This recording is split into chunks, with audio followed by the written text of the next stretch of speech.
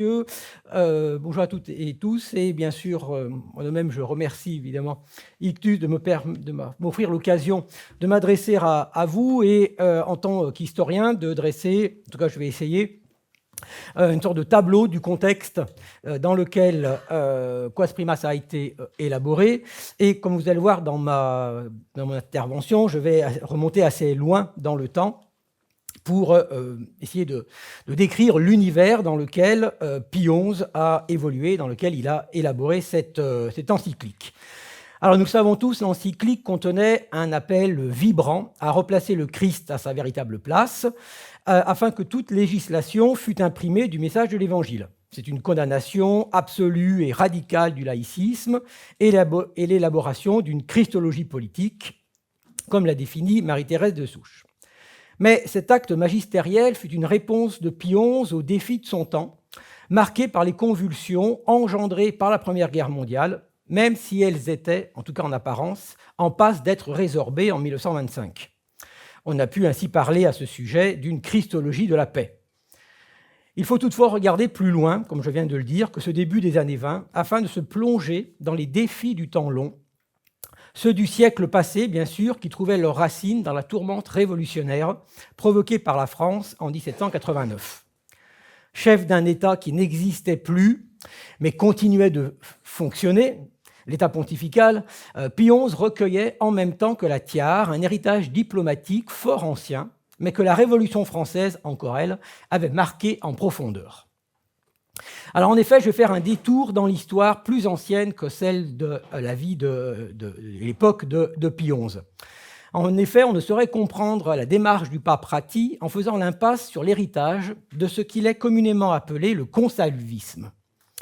Ce terme, dérivé du cardinal Ercole Consalvi, le secrétaire d'État de Pie VII, entre 1800 et 1806, puis de nouveau entre 1814 et 1822, désigne une diplomatie imprégnée de réalisme que l'on pourrait qualifier de realpolitik, à condition, bien sûr, de lui ôter la nature cynique et brutale que le chancelier allemand Bismarck lui donna à la fin du XIXe siècle.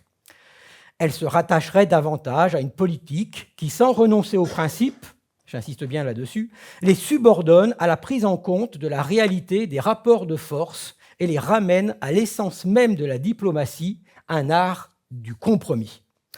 Monseigneur Consalvi, habile diplomate et vrai prêtre attaché à la défense de l'Église, avait conduit les négociations avec Bonaparte qui ont débouché, on sait, sur la signature du Concordat du 15 juillet 1801. Au cœur de ces discussions se trouvait le sort de l'Église catholique en France. Pie VII céda sur certains points qui pourtant lui tenaient à cœur, le principe de la liberté religieuse, la démission de tous les évêques de la période révolutionnaire, y compris ceux restés fidèles au siège apostolique, la reconnaissance des ventes des biens ecclésiastiques. Aux cardinaux du Sacré Collège quelque peu récalcitrants, Pie VII avait opposé la nécessité du sacrifice. Je cite, « Plus votre sacrifice sera amer, plus il sera agréable à Dieu. » Ce sacrifice permit en effet au pape d'obtenir une pleine et entière liberté de culte pour les catholiques, ainsi que la garantie du caractère public du culte. Ce rétablissement, peut-être même la survie de l'Église de France, était à ce prix. Bonaparte, héritier de la Révolution et des Lumières, n'avait-il pas menacé de créer une véritable religion nationale détachée de Rome? Ce que d'ailleurs il a essayé de faire plus tard. L'analyse du cardinal Consalvi, résumée dans ses mémoires, reposait sur une prise en compte de la réalité politique du temps. Je cite un extrait de ses mémoires. « Le rétablissement de la religion, même acheté au prix de tant de labeur, devait être considéré avec raison comme un bienfait d'un prix incalculable pour l'Église, qui conservait en outre l'espérance d'obtenir davantage quand la tempête révolutionnaire serait calmée. » Fin de citation. En fait, ce que l'Église attendait était la reconquête religieuse du terrain perdu. Le consalvisme reposait en fait sur l'acceptation des transformations politiques opérées par la rupture de 1789, en contrepartie de la signature d'un concordat lui garantissant juridiquement cet espace de liberté dont l'Église avait besoin pour repartir à la conquête spirituelle des âmes, et enfin sur la neutralité du Saint-Siège dans les conflits politiques internes. Pour reprendre l'expression de mon collègue Fabrice Boutillon, je cite, « Le consalvisme au complet, c'est donc le concordat plus la militance. » Toute l'essence du consalvisme et au-delà de la politique du Saint-Siège face aux futurs États totalitaires, et peut-être même jusqu'à nos jours, se trouve dans cette profession de foi du cardinal Consalvi, je cite, « Le problème que nous devons résoudre n'est pas d'éviter toutes sortes de mal, mais de trouver le moyen de souffrir le moins possible. » Vous avez dans cette phrase toute la politique, toute la diplomatie du Saint-Siège face aux États totalitaires de Pie XI et de Pie XII. L'Église, en prenant acte des conséquences de la modernité, acceptait, dans les faits, de tirer un trait sur la catholicité de l'État, mais au bénéfice de l'évangélisation de la société, ce qui se fit au prix de l'abandon de la cause royaliste. Pour résumer, le consalvisme, c'est la condamnation de la modernité, la conciliation avec l'État qui l'incarne, mais indissociable d'un esprit religieux offensif. On ne saurait évidemment nier que par le Concordat de 1801 et surtout son application, Bonaparte entendait évidemment domestiquer l'Église. Mais de son côté, Pie VII ne comptait rien céder à propos de la légitimité de l'Église, qui ne devait rien devoir à la puissance temporelle et étatique. Comme il l'affirma lui-même, dans là aussi une très belle phrase, « Nous voulons bien aller jusqu'aux portes de l'enfer, mais nous entendons nous arrêter là. » Et cela, c'était le dépôt de la foi reçue du Christ et des apôtres, et que le successeur de Pierre se devait de transmettre intact, que l'indépendance du Saint-Siège, piétinée par l'empereur, soit préservée. Consalvi, dans ses mémoires, en rappellerait toute l'importance, je cite, « Dès que le chef de l'Église perd son indépendance, la religion doit en souffrir cruellement en tout lieu. » Cela explique l'intransigeance des papes de Pie IX jusqu'à Pie XI dans leur volonté de récupérer un État indépendant. Les années qui suivirent la chute du Premier Empire virent s'accentuer les progrès du libéralisme, du nationalisme, qui portèrent des coups très durs à l'Église, notamment à travers les luttes du Risorgimento italien. Avec la chute des États pontificaux, la souveraineté temporelle de la papauté se vit remise en cause en profondeur. C'est ce qu'a exprimé un juriste en 1870, Joseph Tissot. Je cite, « C'est la papauté ou le prince dans le prêtre que l'on ne peut plus supporter. » L'historien Clément Milon voit avec raison dans cette affirmation la source de la proclamation, ou plutôt de la réaffirmation de la doctrine de la royauté du Christ. Afin de mieux échapper à l'emprise étatique, celle de l'absolutisme, comme celle de la Révolution, la papauté approfondit la doctrine de l'Église comme société parfaite, à laquelle Pie XI fait allusion dans l'encyclique. De cette manière, elle revendiquait non seulement sa pleine autonomie à l'encontre de l'État, sa totale distinction avec la société politique, et même sa primauté face à l'État, et dans le champ des relations internationales, sa parfaite égalité avec lui. Mais il y a une réalité. La réalité, c'est que la société internationale est constituée d'États à la souveraineté se voulant absolue. Donc la papauté se devait de faire preuve de réalisme, et donc de reconnaître l'existence de l'État sans en approuver l'idéologie. L'affirmation de la royauté du Christ ne pouvait conduire à une posture uniquement offensive, où la papauté et l'État seraient en définitive des ennemis absolument irréconciliables. Le consalvisme laissait en fait un héritage durable, un désintéressement à propos de la nature du régime politique et la disposition à signer un accord du moment où la liberté pastorale était garantie. En clair, il s'agit de lâcher du lest sur le plan politique pour mieux rechristianiser la société et lutter contre la modernité libérale sous toutes ses formes. Léon XIII et son secrétaire d'État Mariano Rampolla marchèrent dans les pas de leurs prédécesseurs, à tel point qu'ils furent à l'origine d'une véritable, de ce que personnellement j'appelle une véritable école réaliste de la diplomatie vaticane, à laquelle se rattachèrent aussi bien Benoît XV que Pie XII, en passant par Pie XI, ainsi qu'une pléthore de prélats diplomates, comme par exemple Monseigneur Pietro Gasparri, le secrétaire d'État de Benoît XV et de Pie XI.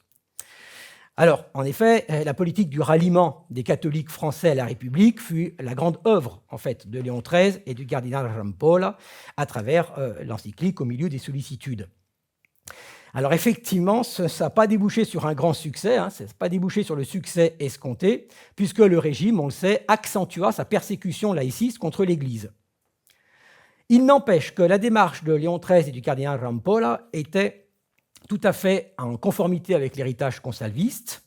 Je cite le cardinal Rampolla, « Ce n'est pas parce que le gouvernement français traite mal le Saint-Siège que celui-ci peut dégoûter les catholiques et les républicains modérés qui se rapprochent toujours davantage de lui. » Par naïveté, je vous rejoins sur ce point. Et comme en 1801, Rome abandonna la cause des monarchistes catholiques avec l'espoir, bien illusoire en effet, d'une atténuation des mesures anticléricales.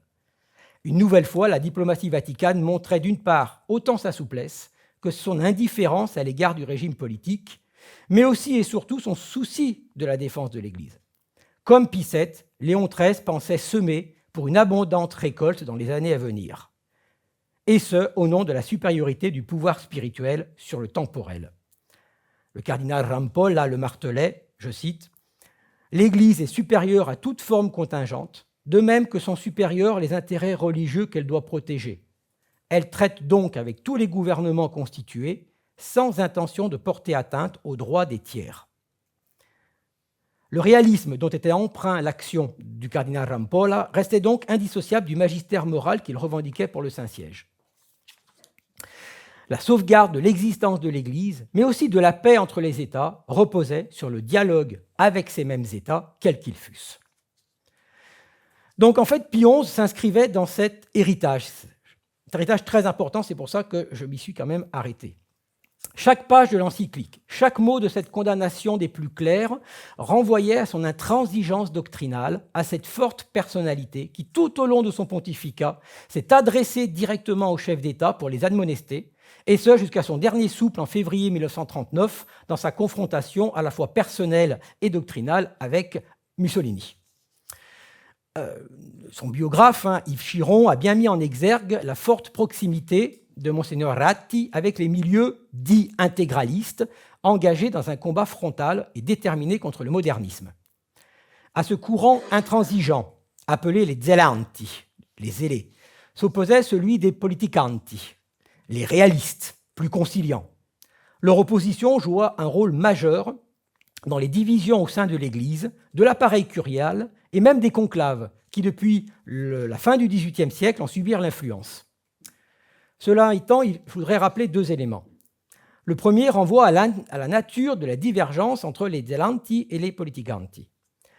Leur divergence ne repose pas sur l'acceptation ou non de la modernité libérale, car les deux la rejetaient, mais sur la meilleure façon de la combattre. Les uns déterminés à ne rien céder, les autres prêts à des compromis dans les rapports avec les gouvernements, et ce, pour sauver l'essentiel. Donc, on ne saurait confondre les réalistes consalvistes avec des catholiques libéraux ou plus tard progressistes. Le second point concerne le difficile conclave de 1922. Pour comprendre un pontificat, il faut toujours partir du conclave. Et je pense que celui qui commence aujourd'hui de pontificat, il ne faut jamais oublier la manière dont s'est passée l'élection au conclave qu'on a eu au mois de mai dernier. En effet, l'élection au pontificat de Monseigneur Ratti fut le fruit d'un compromis, justement, entre l'aile intransigeante des zelanti, conduit par le cardinal Méry del Val, secrétaire de la congrégation du Saint-Office, et le courant des politicanti, qui poussait la candidature du cardinal Gaspari, secrétaire d'État du défunt Benoît XV. D'ailleurs, le maintien de ce dernier à la tête de la secrétairerie d'État, contre tous les usages traditionnels et contre la volonté des zelanti, exprimait une volonté de continuité diplomatique de la part du nouvel élu sur une ligne réaliste. Le fait que Pie XI eût donné sa première bénédiction depuis la loggia extérieure de la basilique Saint-Pierre et non de l'intérieur, comme le firent avant lui Léon XIII et Pie X, constituait un signal de détente avec l'État italien dans le conflit qui les opposait depuis 1870 et qui devait aboutir justement à la conciliation de février 1929 avec les accords de Latran. Comme le serait à son tour Pie XII, il y avait chez Pie XI un équilibre entre les deux courants, zelanti et politicanti.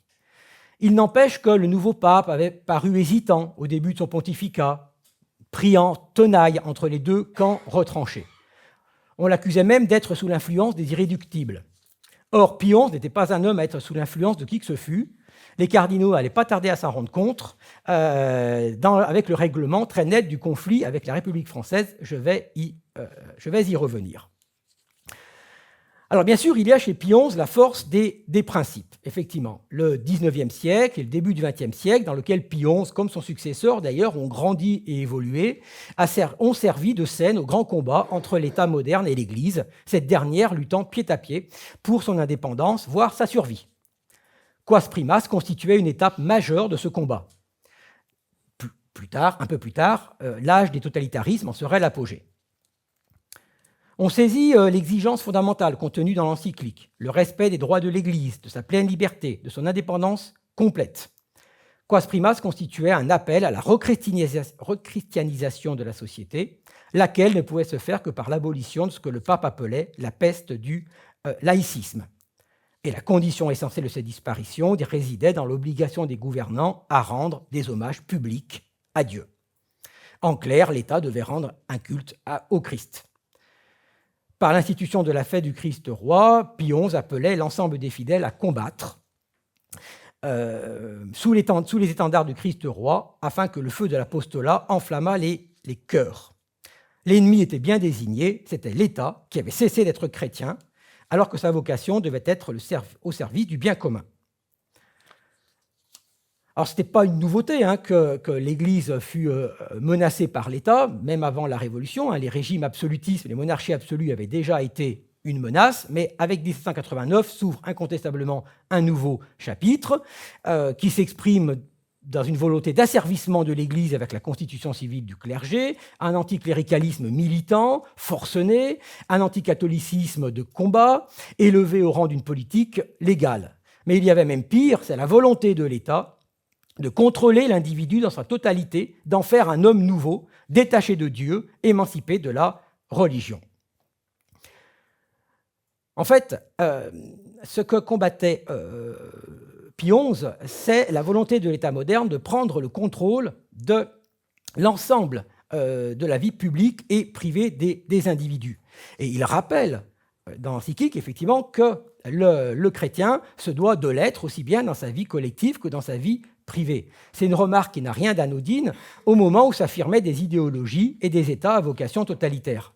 En fait, Pie XI défendait ici une Église totalisante, ce qui le conduirait à affirmer en septembre 1938, au pire moment de son combat contre les totalitarismes, s'il existe un régime totalitaire de fait et de droit, c'est le régime de l'Église, parce que l'homme appartient totalement à l'Église. Fin de citation. Bon, mais comment y parvenir dans ce contexte politique et idéologique ?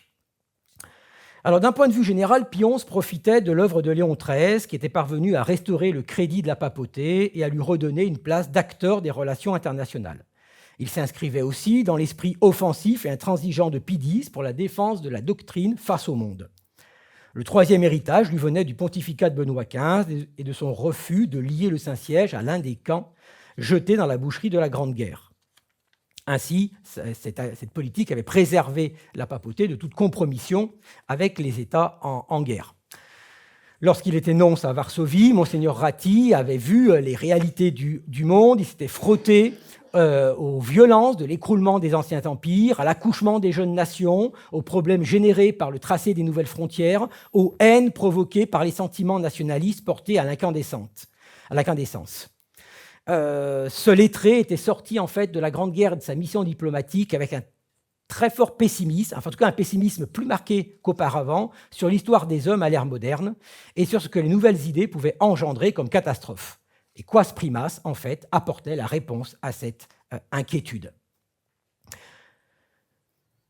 Quand il devient pape, alors il trouve sur son bureau le problème des relations avec la France, le problème des associations cultuelles qui avaient été définies par la loi de 1905 et refusées par Pie X, car contraires à la constitution de l'Église. Alors les négociations avaient certes avancé à l'époque de Benoît XV, mais elles restaient bloquées du fait des refus et des zelanti de la curie. Jusqu'au moment où Pie XI fit du Pie XI, c'est-à-dire qu'il frappa du poing sur la table, il débloqua la situation avec l'encyclique Maximam Gravissimumque du 18 janvier 1924 et la mise en place des fameuses associations diocésaines. Pie XI et Gaspari, tous deux en fait des rampoliens et disposés à faire la paix avec la République laïque, avaient négocié avec les dirigeants républicains, brillants en tête, qui avaient été les moins radicaux dans leur approche de la laïcité de 1905. En agissant de la sorte, le pape avait en fait écarté les thèses intransigeantes des zelanti, groupées autour du cardinal Méry del Val et du cardinal Billot, et assuma avec fermeté sa décision. Le pape, bien sûr, ne pouvait pas imaginer un seul instant que les républicains français rendraient des hommages publics à la souveraineté du Christ, comme il le réclamait d'ailleurs dans Quas Primas. Pas plus à une remise en cause de la laïcité, qui était devenue un pilier du régime républicain, et dans toutes les discussions sur le rétablissement des relations diplomatiques entre la France et le Saint-Siège entre 1919 et 1920, les responsables français avaient été d'une clarté absolue sur ce point, et d'ailleurs Rome ne l'avait jamais demandé. Et en fait, on assiste à ce moment-là à une sorte de second ralliement, avec le rétablissement donc, des relations.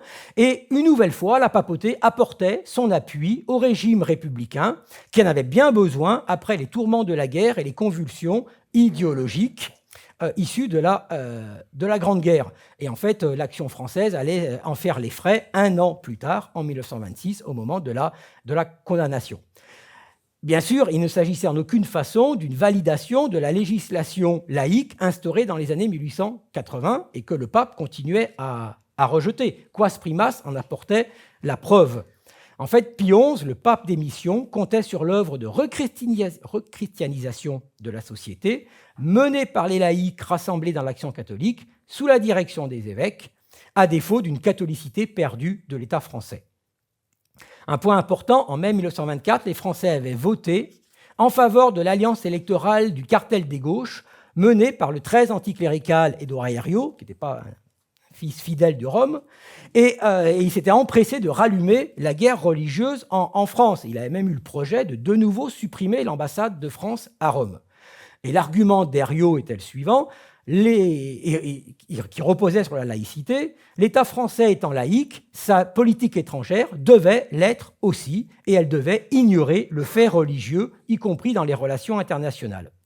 Seule la chute de Herriot et le retour de Briand en avril 25 avaient apaisé la situation.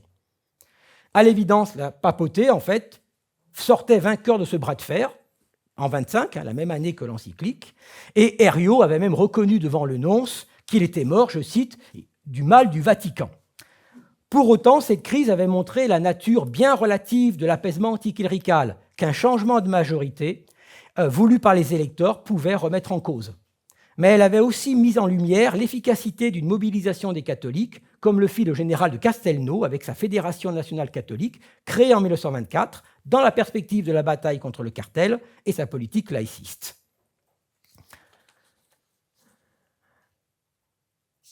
Alors, cette politique la politique du cartel était d'autant plus absurde que, en fait, la papauté et le cartel se retrouvaient sur une même ligne diplomatique à l'égard de l'Allemagne, puisque les gouvernements précédents français, menés par Poincaré notamment, menaient une politique d'application très dure du traité de Versailles que la papauté n'avait cessé de condamner comme une paix qui n'était pas chrétienne, qui n'était pas une paix de réconciliation, justement parce qu'elle n'était pas une paix chrétienne. Et en octobre 25, donc 2 mois avant l'encyclique, Aristide Briand avait signé les fameux accords de Locarno, qui en fait constituaient une première réconciliation entre la France et l'Allemagne, ce à quoi aspirait la papauté en fait depuis 1919.